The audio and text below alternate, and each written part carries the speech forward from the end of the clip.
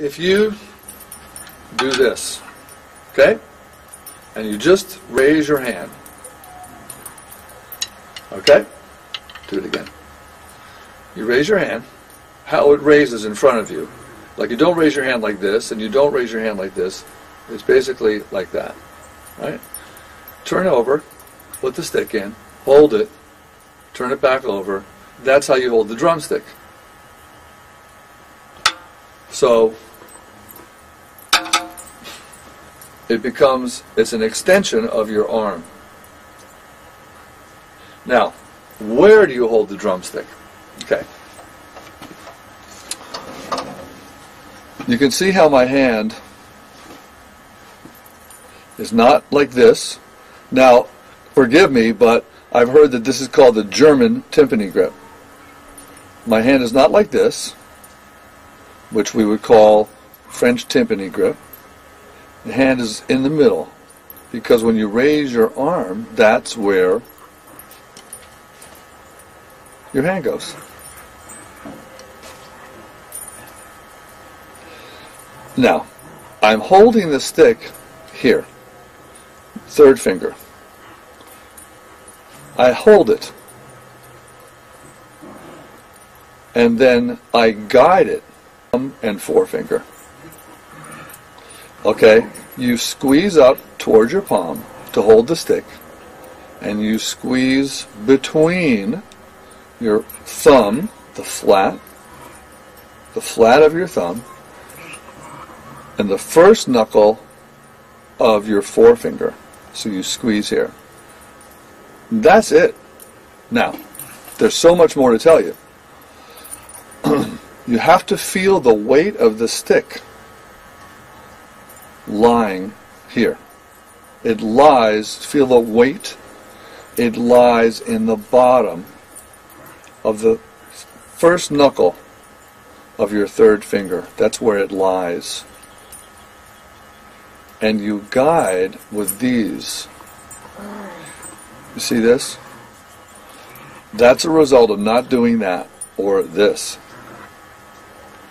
If I squeeze up toward the palm of my hand with my middle finger, and if I'm continually holding the pressure right here in front, the stick goes up and down, and I'm seeing my fingers move as well. This, see that angle? Becomes that. You follow? So it's not like this, it's like that. As you move the stick up and down, you have to maintain the pressure between your thumb and forefinger and up toward the palm of your hand. So in essence, you're just doing this. Because the stick is here, it moves. Obvious, right? The flat of my thumb. Remember we talked about that? See, it's not there. I can feel it. It has to be there. The flat. Once you start doing this, then this happens. You know what I mean? You got to squeeze between, right down in the middle of this thumb, right to that finger. And you've got to maintain that squeeze.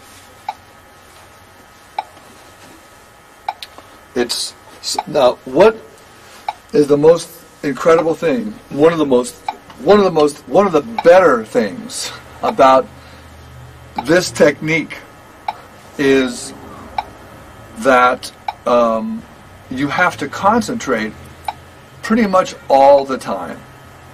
Okay, but the thing is, Mark, you can't lose sight of these very important concepts. Number one, holding on to the stick, not constantly changing your grip. Or in other words, squeezing once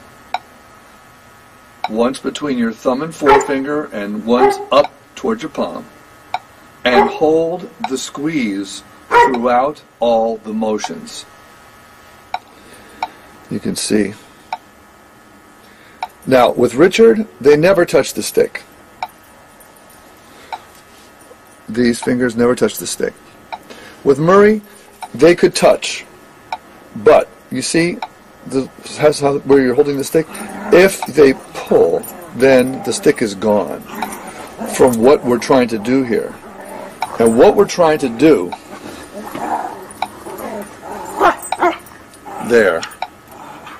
here, is develop what we're calling a fulcrum. It's the point over which we can make or have this lever change force or direction. And you see I'm not moving my wrist now because I'm using this fulcrum. The stick lies in here. See that finger? The third finger. That's the one that's very important. Extremely important. A lot of the times what happens, and what will happen, is that you'll think it's here, you'll be like that. Then my job is to say, okay, turn your hand over, and I'll point out to you where the stick is actually there, not here. We're talking about the first knuckle of the third finger, right? There. And the stick lies in that knuckle, in the bottom of the knuckle. You have to feel the weight of the stick all the time, at any tempo. And the reason why that's important is because if you don't feel the weight of the stick exactly where it's supposed to be, then it's not there.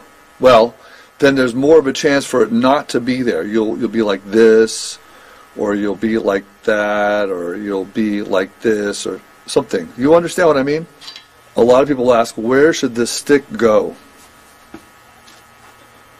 Should it be here? Should it be here?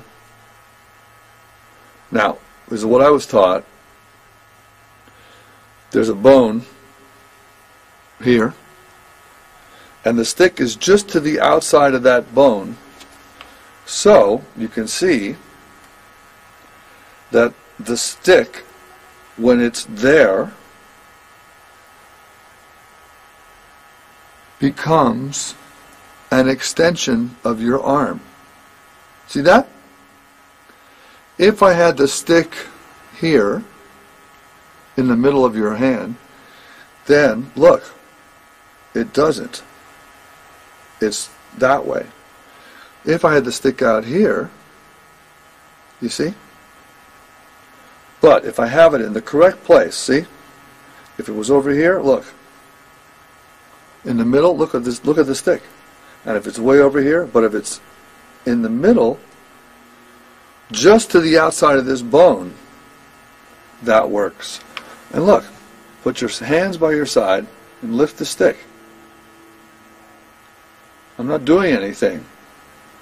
If I was going to do something to turn my wrist to where my palm face downward, I'd have to do that. Or to make my thumb go up, I have to do that.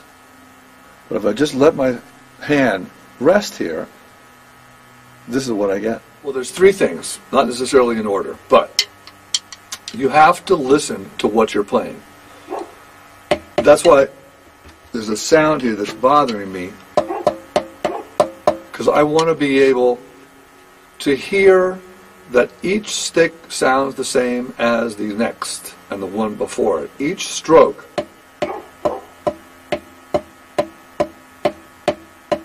sounds the same. Listen to what you're doing. Watch what you're doing. Watch. Watch your fingers. Watch the flat of your thumb as it slips down here. It's the flat. Watch this, that it doesn't get like that, because when you're like that, it's gone from here. It's like now you're holding it like this. You follow? Watch. You're playing matched grip. Okay, so listen and watch. And thirdly, feel.